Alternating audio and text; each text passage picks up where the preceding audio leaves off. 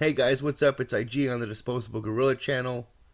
Looks like Agent of Doubt here has done a response to Josh here, and Josh doesn't, do response videos to response videos. And I thought it might be fun to do a little bit of rebuttal to some of the things that Mike says, because I think they deserve to be rebutted, and it might be fun. So let's check it out. Josh Fierstein here. You know, a lot of people have asked me, how is it that you can believe in a God that you've never seen? Well, the reality is we believe in things that we've never seen all the time. Something tells me you're about to confuse having indirect evidence with having no evidence at all. And something tells me you're about to use false equivalency and avoid the point that he's actually trying to make. I can walk through a gallery of art, and even though I didn't see the painter paint the painting, even though I may not be there to shake his hand, the reality is he exists, and I have proof because I look at his art. I look at his paintings. And when I see the world, I don't see any brushstrokes or any other indirect evidence left behind by your God. Well, this is a false equivalency, Mike, and we both know it. He's not talking about brushstrokes. He's talking about something far more complex and far more interesting. He's talking about the complexity of cell biology, DNA, cosmological constants. He's talking about the appearance of the universe being fine-tuned. And the list goes on and on. You don't want to talk about that stuff, and I understand why. But don't cheapen the entire point by making a false equivalency. I think it's below you, brother. Let's continue. When I look around at other human beings and I look at creation, it's proof to me that there is a creator, the same way that art is proof that there is an artist. Just because anything or everything exists doesn't suggest that your God, the Creator, made it. Any more than my paintings suggest that Picasso exists. You haven't made the connection between what you see and specifically only your God. There are many other explanations that could be used to explain away all that is. Your God, just one of them. So, let me get this straight. Are you talking about all the other gods and the Christian God versus naturalism? Or are there other explanations other than creationism or naturalism?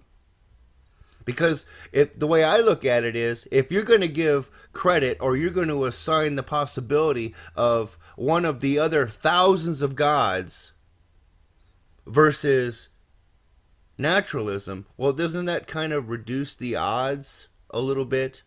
I know it's a stretch here, but I just want to clarify that there are only really two explanations, either creationism or naturalism, and you don't really get into the naturalistic explanation for what we see here on Earth or what we see in outer space.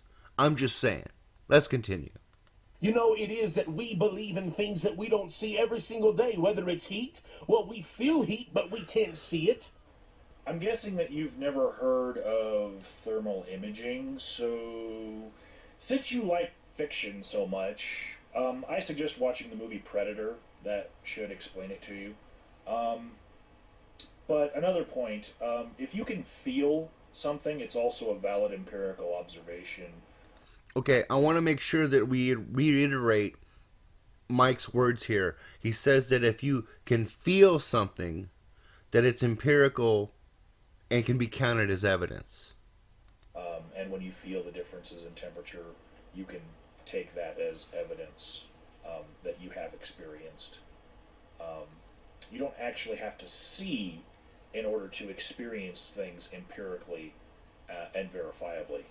Again, you don't actually have to see to experience things empirically and scientifically.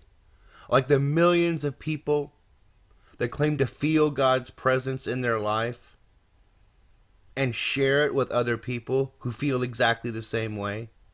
Are you saying that that feeling is empirical and scientific evidence?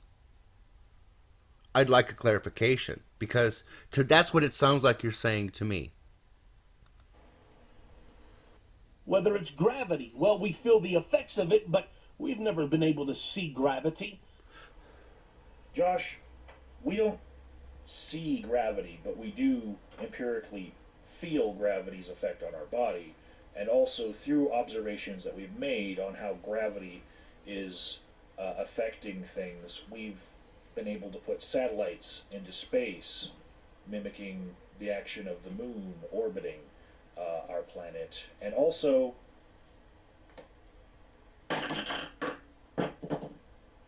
works every time. Testable, verifiable, and hold your God to the same standard.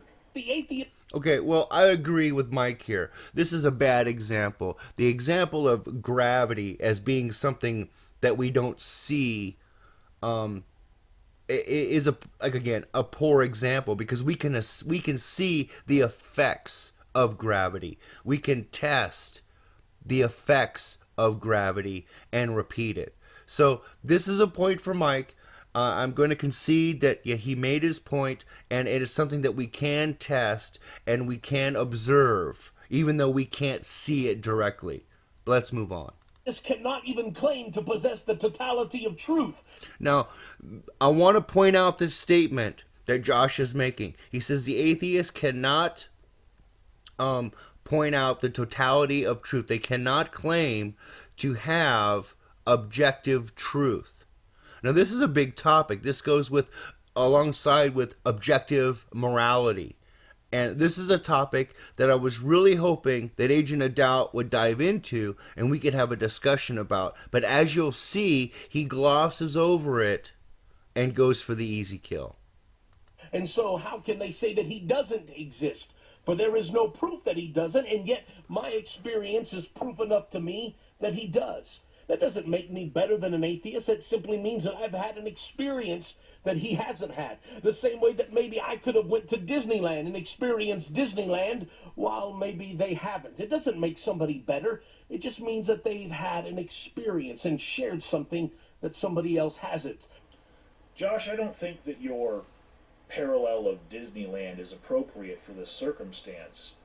Disneyland is something that a lot of people would like to go to, and some people can't because they're too poor.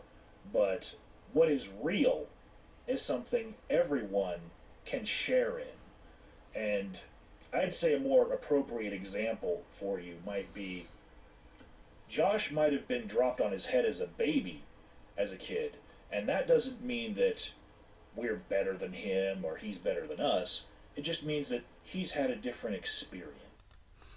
Okay, so I want to point out that again that Mike glossed over what Josh was really saying here and ended his video with an insult. Now Josh again was talking about empirical truth. Agent of Doubt did not discuss the concept of empirical truth, of objective truth versus subjective truth. Okay? And what Josh was really talking about here was he was telling Christians that just because you've had an experience and the atheist hasn't doesn't mean that you're better than they are. He was trying to tell Christians that having an experience with God doesn't give you the right to belittle or insult or be harsh to people who haven't.